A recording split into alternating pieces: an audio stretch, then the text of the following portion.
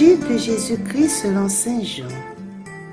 C'était après la mort de Jésus. Le soir venu, en ce premier jour de la semaine, alors que les portes du lieu où se trouvaient les disciples étaient verrouillées par crainte des Juifs, Jésus vint et il était là au milieu d'eux. Il leur dit, « La paix soit avec vous. » Après cette parole, il leur montra ses mains et son côté. Les disciples furent remplis de joie en voyant le Seigneur. Jésus leur dit de nouveau, « La paix soit avec vous. De même que le Père m'a envoyé, moi aussi je vous envoie. » Ayant ainsi parlé, il souffla sur eux et il leur dit, « Recevez l'Esprit Saint. À qui vous remettrez ses péchés, ils seront remis. À qui vous maintiendrez ses péchés, ils seront maintenus. »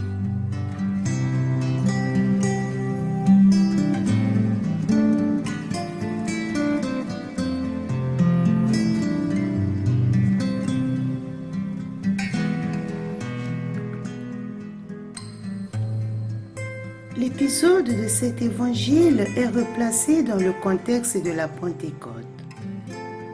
L'homme qui, dans l'Ancien Testament, n'avait qu'une seule langue, voulait utiliser sa capacité de communication pour se donner un nom propre en se construisant une tour et une ville en signe de son pouvoir.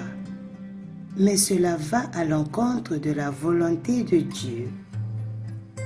L'homme est en effet créé à l'image et à la ressemblance de Dieu et non à la place de Dieu. Le péché consiste à refuser de vivre comme une créature, c'est-à-dire de dépendre de Dieu. Alors Dieu descend dans les affaires humaines et interrompt les travaux de construction. Dieu qui avait demandé à l'homme de se répandre et de se multiplier sur toute la terre, se trouve contraint d'effectuer une dispersion. En effet, celui qui, au contraire, obéira à Dieu, qui mettra en pratique ce qui lui a été demandé, c'est Abraham. À la demande initiale, quitter sa terre, Abraham répond de façon effective par la foi.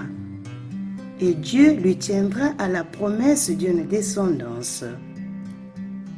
Dans les Actes des Apôtres, nous lisons le miracle des langues qui ne doit pas être interprété comme un retour à la seule et unique langue ancienne avant Babel. La diversité des langues a conduit à la richesse des peuples et des cultures. Il faut maintenant, en plus de la diffusion et de la multiplication, que les peuples soient unis sous un même nom qui est celui de Dieu. L'homme se réalise en rendant gloire à Dieu, mais il ne peut pas le faire seul. Il a besoin d'un corps organisé et harmonieux dont le Christ est devenu la tête. C'est la nouvelle Église naissante. C'est un peuple qui n'est pas uni par les liens de sang, ni de territoire, ni de culture, moins encore de langue, mais plutôt par la foi. L'unique esprit descend dans l'histoire humaine. Et de cette descente surgit la capacité d'annoncer le Dieu unique Jésus-Christ, déjà venu au monde dans toutes les langues représentées par les flammes au-dessus des apôtres. Le peuple pourra avoir un nom nouveau et unique, non pas le peuple élu d'Israël observant la Torah, mais un peuple chrétien, tous fils dans le Fils qui est l'unique parole du Père. Le signe qui accompagne la descente et l'effusion du Saint-Esprit est une théophanie comme celle de l'Ancien Testament dans laquelle la voix de Dieu est entendue avant de le voir. Et c'est précisément le vent, le souffle de l'Esprit qui appelle, rassemble une foule qui s'apprête à recevoir l'annonce. Et voici l'accomplissement, ou plutôt la continuation du travail qui avait été interrompu à cause du péché de l'homme, qui peut être exprimé par les paroles de Jésus. Je suis le bon berger.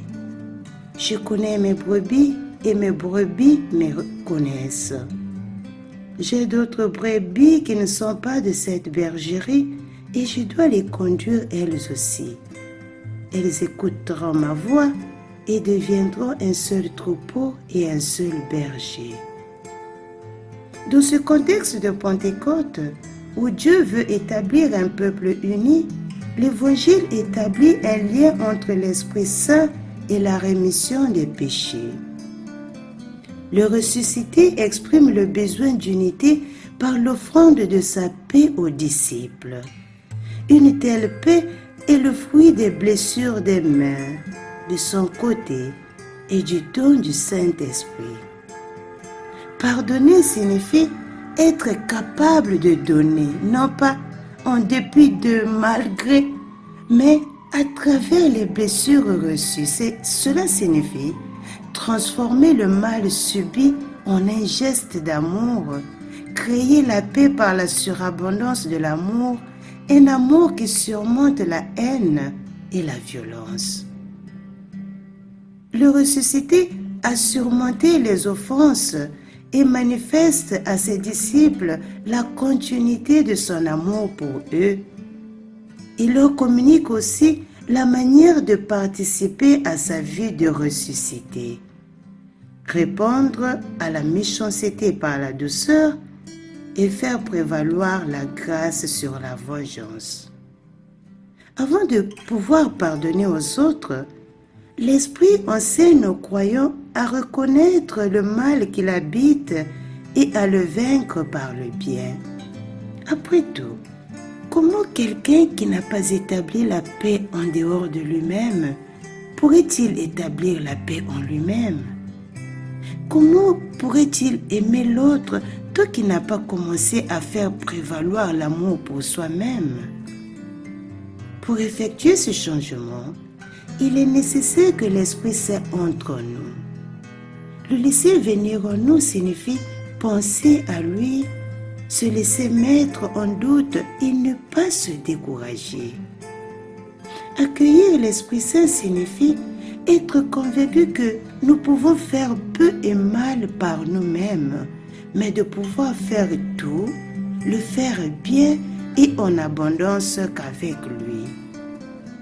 Trouver notre nouveau moi racheté par le Christ signifie sortir de nous-mêmes et laisser l'Esprit Saint entrer en nous. Et quand le feu de l'Esprit Saint s'allume en nous, il est facile de se laisser contaminer par ses pensées, ses opportunités, son pardon qui rendent nouvelle notre vie et toutes choses.